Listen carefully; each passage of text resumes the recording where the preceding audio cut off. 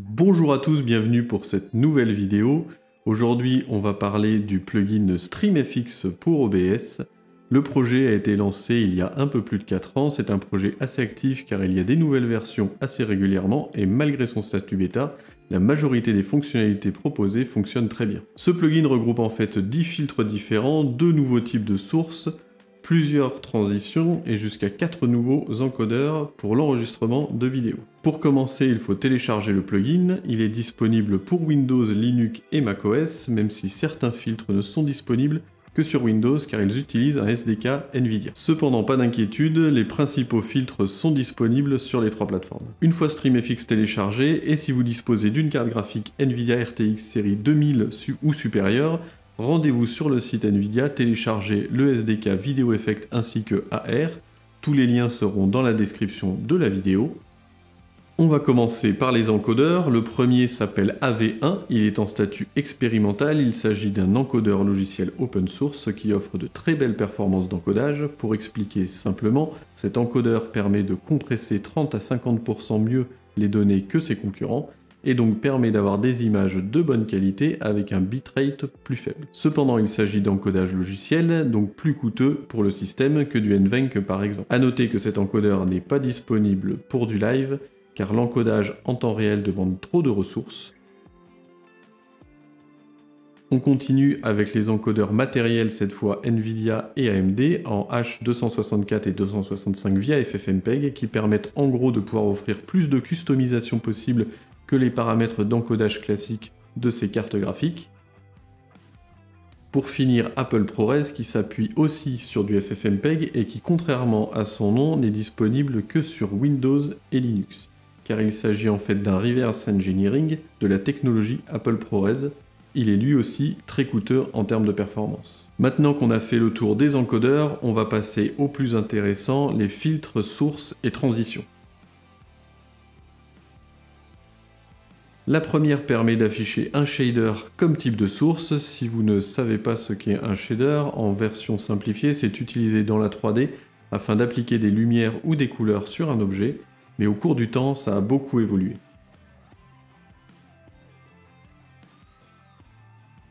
La deuxième source est vraiment bien car elle permet de créer une source miroir afin de pouvoir jouer sur l'application de filtres sans impacter la source originale. L'utilisation est assez simple, il suffit de créer une source de ce type, de définir la source d'origine, ensuite vous pouvez appliquer tous les filtres que vous souhaitez et ils n'affecteront pas la source d'origine. À ce sujet, à la fin de la vidéo, je vais utiliser cette source pour créer un écran de live et vous montrer à quel point ce plugin est puissant. On enchaîne sur les filtres. Comme je disais en intro de cette vidéo, il n'existe pas moins de 10 nouveaux filtres inclus dans ce plugin, ce qui est plutôt énorme. Certains mériteraient une vidéo complète, mais on va tous les passer en revue en évoquant les paramètres principaux. Concernant les filtres, tout ce que je vais expliquer s'applique exactement pareil sur une scène ou sur une source. Pour commencer, 3D Transform ou Transformation 3D en français permet de transformer n'importe quelle source en source pseudo 3D. Je dis pseudo 3D car en réalité ça permet surtout d'orienter une source dans l'espace afin de créer un effet de perspective. Autoframing ou cadrage automatique est un filtre plutôt cool qui permet de suivre votre tête à la caméra. Dans la pratique, ça peut vous permettre par exemple d'utiliser une caméra grand angle ou avec un large champ de vision tout en restant cadré sur votre tête. Vous pourrez régler le lissage du mouvement afin d'avoir un mouvement de caméra plus soft. Plus la valeur est haute, plus le mouvement sera lissé. Je vous conseille de définir le ratio d'aspect aussi afin de définir le format d'image souhaité en sortie. A noter cependant que ce filtre n'est disponible que via le SDK NVIDIA téléchargé au début de la vidéo. Il n'est donc pas disponible sur Linux et macOS. Blur est un filtre assez simple mais pratique qui permet d'ajouter du flou à n'importe quelle source. Il est possible de définir plusieurs types de flou ainsi qu'une intensité. Vous pouvez aussi définir un masque afin de n'appliquer le flou que sur une partie de la source par exemple. Et pour finir, vous pouvez aussi adoucir la limite du flou avec le paramètre d'adoucissement. Color grading ou correction colorimétrique permet de modifier la luminosité, le contraste, la saturation et l'opacité de chaque source. C'est plutôt simple mais ça peut se révéler assez pratique. Denoising, qui a été traduit débruitage, s'appuie sur le SDK NVIDIA et permet théoriquement de retirer du bruit sur une image, mais cette fonctionnalité n'est pas encore assez stable pour être utilisable. À voir plus tard, car cela peut permettre de retirer du bruit sur une image de webcam par exemple. Dynamic Mask permet d'utiliser une source comme masque pour une autre source, rien d'exceptionnel, mais ça peut servir. On peut donc imaginer un masque dynamique par exemple, si vous chargez une vidéo comme masque à appliquer sur une source en particulier. Effet FDS qui est un filtre plutôt cool, sauf qu'il ne marche pas en fait. J'ai 3 sentiments. Le premier, c'est la déception. Après, j'ai de la colère, beaucoup de colère. Et puis, j'ai quand même de l'espoir. Théoriquement, il est censé permettre d'ajouter une ombre externe, interne, une lueur interne ou externe, voire même des contours à n'importe quelle source. Shader ensuite, clairement le top filtre de ce plugin. De base, ce plugin vient avec 18 filtres shader, on ne va pas tous les faire, mais par exemple, il existe un shader appelé Drunk, qui fait à peu près ça. Il y a aussi une vue pixelisée, ou des trucs un peu chelous comme ça. Et le dernier que j'apprécie beaucoup, qui permet d'arrondir les angles de n'importe quelle source, mais aussi d'ajouter un contour. Ce filtre à lui tout seul permet de donner un style un peu différent à votre caméra par exemple. Upscaling ou suréchantillonnage est lui aussi basé sur le SDK NVIDIA et permet d'agrandir n'importe quelle source en gardant une qualité acceptable. Cependant, c'est aussi un filtre expérimental et je n'ai pas trouvé ça très intéressant pour le moment. On termine les filtres avec l'écran vert virtuel qui est aussi basé sur le SDK NVIDIA. Et là, NVIDIA, franchement, bravo, car même si ce n'est pas aussi propre qu'un vrai fond vert, ça pourrait largement vous dépanner si vous n'avez pas de fond vert par exemple. Cependant, je vous recommande d'avoir un éclairage de bonne qualité afin de faciliter le travail à ce filtre. Avant de passer à la surprise de fin de vidéo, les shaders sont aussi disponibles pour définir des transitions. Il y en a 4 fournis avec ce plugin. Et mon préféré est le sliding bar, et ça ressemble à ça. Il est possible de customiser le nombre de barres, la taille, l'orientation ainsi que la couleur, c'est assez basique, mais encore une fois, ça offre plus de possibilités que les transitions de base OBS. Comme promis au début de la vidéo, on va tenter de créer une vue discussion ainsi qu'une vue jeu, avec transition entre les deux, en utilisant uniquement ce plugin, et pour ça on va donc passer sur OBS. Nous voilà maintenant sur OBS, on va donc créer une scène jeu et une scène discussion. On va commencer par la scène jeu, donc pour ça je vais déjà ajouter la caméra. Donc je vais utiliser la caméra que j'utilise en ce moment pour filmer. Donc là on est en USB, donc ça va être du 720p, mais bon ça n'a pas une grande importance, sachant que l'enregistrement de cette vidéo se fait en 4K. Donc là on a notre caméra, ce qu'on veut c'est que potentiellement ça prenne moins de place, donc peut-être qu'elle soit comme ça, mais comme vous pouvez le voir c'est une caméra avec un objectif assez grand angle. Ce que j'aimerais bien c'est en fait couper une partie de l'image sans pour autant que ça affecte cette source sur différentes scènes, car nous allons réutiliser cette même caméra pour la scène de discussion. Donc pour commencer, on va créer une scène qui s'appelle inversée en français, mais en fait c'est la source miroir dont je parlais. Donc je vais l'appeler cam 2. On définit la source originale, donc qui est ZVE10, on applique.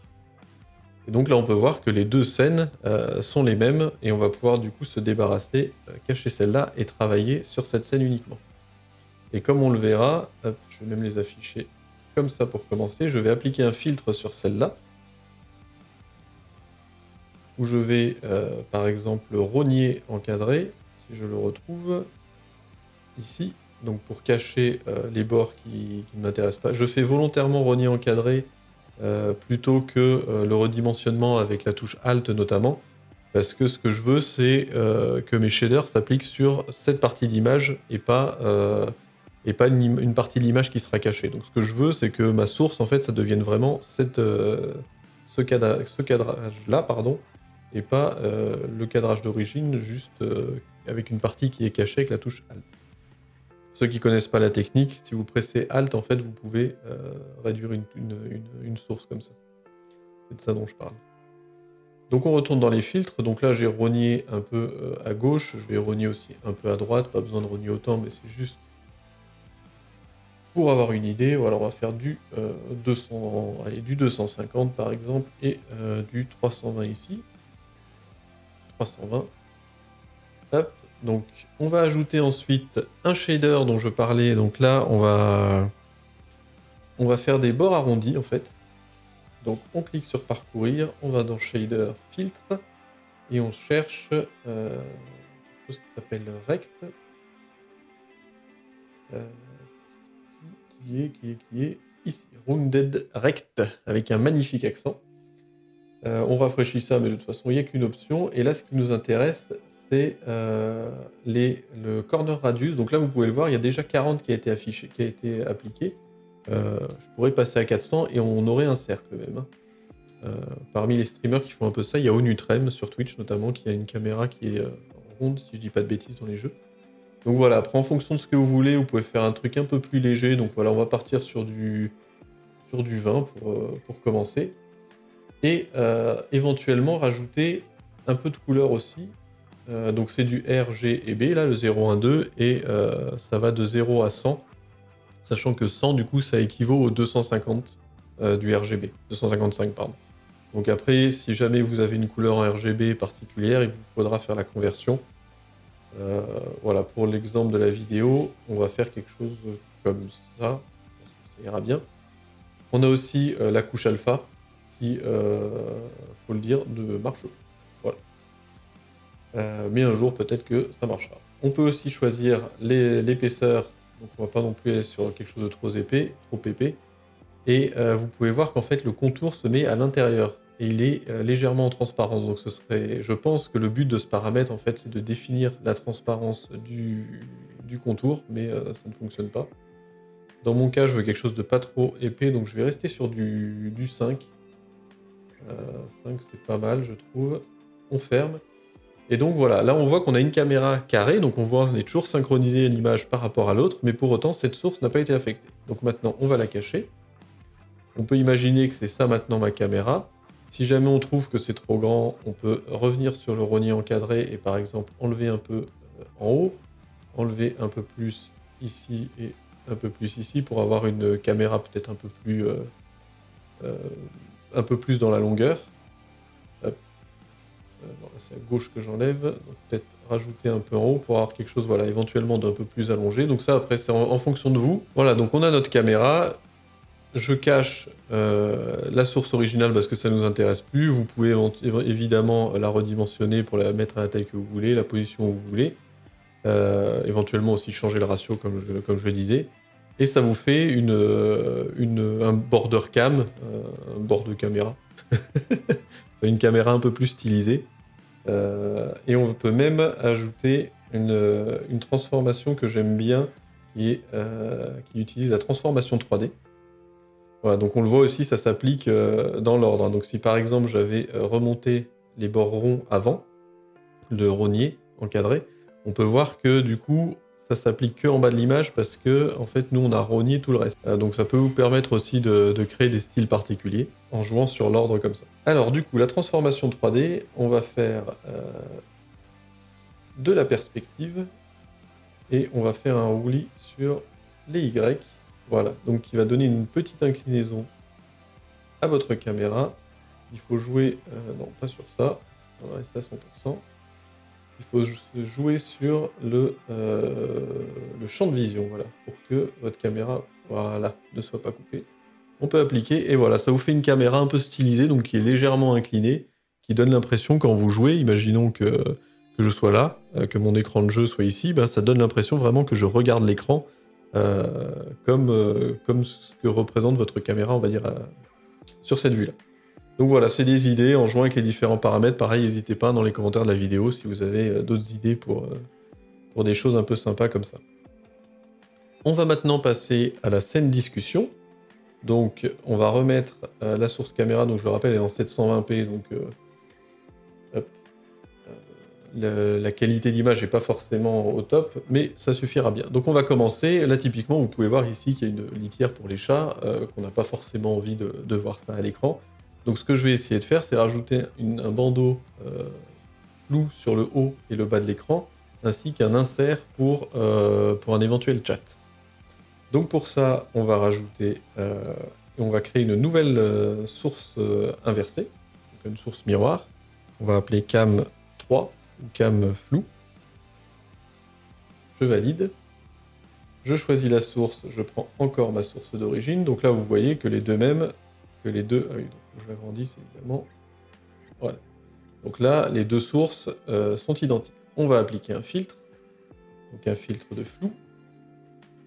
Là, on voit que du coup, le flou s'est appliqué à toute ma scène, et si j'augmente ici, on n'y voit plus grand-chose. Je vais commencer avec un flou autour de 15. Voilà, 15, je pense que c'est bien.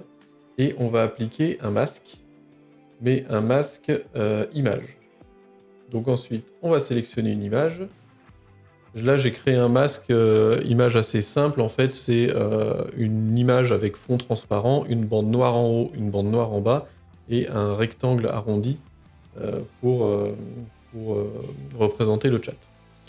Et c'est une fonction, en gros, ce que fait OBS, c'est que les parties noires, ils considèrent que l'image doit s'afficher. Donc l'image, nous, dans notre cas, la caméra floutée. Et où c'est transparent, ça doit ne rien afficher. Donc on va remettre du 15 ici. Il faut aussi ne pas oublier, voilà, le filtre de transparence. Il faut, voilà. Et là, on peut voir, je vais l'augmenter au maximum, que cette partie-là de l'écran, donc ça se verra mieux ici, cette partie-là de l'écran est floue, celle-là aussi et celle-là aussi. Là, il faudrait que je remonte en fait ma caméra pour que ça cache un peu mieux, ou que je remonte mon masque, mais ça vous donne à peu près l'idée. On peut définir aussi le filtre de couleur du masque, mais par défaut, c'est le fonctionnement noir j'affiche et transparent je cache. Et là, comme on peut le voir, si je cache, voilà, on retrouve l'image d'origine. On va donc maintenant rajouter une source de couleur. Allez, on va faire noir pour l'instant, ou juste couleur, et puis on verra ce qui rend le mieux. Hop. Là, le but de cette source de couleur, en fait, on va elle aussi lui appliquer un masque pour en fait faire ressortir un peu plus le flou avec une couleur légèrement différente. Pour une raison que j'ignore, en fait, le redimensionnement ne marche pas bien comme quand on est sur des écrans en 4K. Donc on va le faire à la main. On va appliquer un filtre. On va appliquer aussi un masque d'image. On va resélectionner la même image. Et comme couleur, on va sélectionner, hop, ici, propriété, j'aurais dû le faire au début, on va sélectionner un bleu par exemple. Ok. On va aller dans les filtres. Et on va masque alpha, voilà, comme ça. Et on peut régler, donc là on peut voir que ça s'est affiché entre guillemets bêtement. Mais ce qu'on veut, c'est un truc un peu plus joli.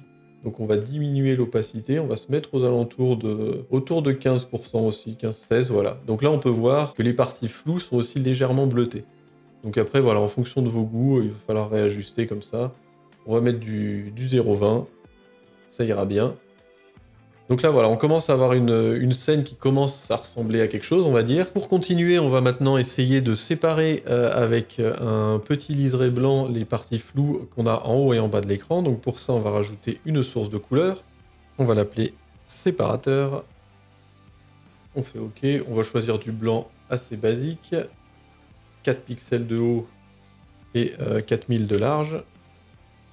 Alors moi je prends 4000 parce que je suis sur un écran assez large, mais évidemment si vous êtes en 1080p, vous n'avez pas besoin de faire aussi large. Hop, on va copier la source et la coller pour ajouter aussi à cet endroit-là. Donc voilà, l'idée après c'est de faire correspondre soit pile au-dessus ou en dessous de votre bande, soit sur la bande elle-même, pour ajouter une séparation un peu plus, je trouve assez fine, mais quand même assez propre. Du coup, ensuite, on peut imaginer que vous avez envie de rajouter, par exemple, votre chat. Hop. Donc là, on va laisser la source OBS de base, mais par exemple, avoir que du 750 de large et du 1200 de haut. Voilà, quelque chose comme ça. On peut réduire un peu. Hop, en transparence, ça devrait aller. Encore une fois, vous pouvez appliquer, si vous voulez, des shaders particuliers à cette source. Si vous voulez lui arrondir les bords, par exemple, il suffit d'aller ici, shader, et comme on a fait pour la caméra dans la vue jeu, vous pouvez appliquer le shader round rect, qui est ici, et du coup arrondir les bords, on le voit, de votre chat. Bon là, ça n'a pas grand intérêt parce que c'est l'image OBS par défaut qui est là, mais voilà, vous avez compris l'idée. Parmi les améliorations possibles aussi, si vous avez des textes de dernier follow, dernier sub ou ce genre de choses, bah, vous pouvez les afficher dans la barre en bas. Alors soit sous forme de texte avec, si on fait comme ça par exemple follow, on peut lire à partir d'un fichier, il y a des applications qui permettent de faire ça. Après, le plus simple aujourd'hui, c'est de passer directement par StreamElement ou Streamlabs, qui vous permettent en fait d'ajouter une source navigateur, comme on l'a fait pour le chat, et qui affiche directement ces options-là. Notamment, je sais qu'avec StreamElement, c'est possible. Voilà, et donc, une fois que vous avez ça, hop, vous pouvez redimensionner, l'afficher ici, par exemple. Afficher vos follow, vos subs, l'heure ou le jeu que vous avez prévu de jouer, tout ça, auquel vous avez prévu de jouer. Et ça rajoute un petit peu plus de contenu à cette scène. Pour finir maintenant, on va passer du coup à la transition. Donc pour ça, on ajoute ici... alors elle était déjà configurée, donc je vais recommencer. Je la supprime. On clique ici, on fait ajouter shader. Donc hop, on va la laisser comme ça. Comme fichier, on va faire parcourir shader transition. Alors il y en a plusieurs, moi je vais choisir sliding bars. On rafraîchit ça pour avoir les menus. On prévisualise de base, c'est quelque chose comme ça. Elle est assez sympa, moi je l'aime bien comme ça. On va changer un peu les couleurs, mais c'est pour vous montrer que voilà, on peut vraiment jouer sur les couleurs. On peut jouer sur la rotation. Bon, et là je vais cliquer sur valeur par défaut. Alors ça c'est un truc que je trouve un peu mal fait. C'est que le bouton prévisualisation est tout en bas, et souvent, en voulant cliquer sur prévisualisation, on clique sur remettre les paramètres par défaut. Mais bon, quand on a fini de se tromper, c'est ici. On peut augmenter le nombre de barres, par exemple.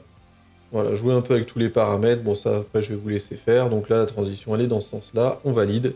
Et quand on passe de la scène discussion à la scène jeu, on a une magnifique transition qui apporte un peu de changement par rapport à ce qui se fait de base sur les transitions OBS. Voilà, j'espère que cette vidéo vous aura plu. Si vous avez des questions, comme d'habitude, n'hésitez pas à les poser en commentaire de la vidéo ou à me rejoindre sur Discord, Twitch ou Twitter. Merci et à bientôt.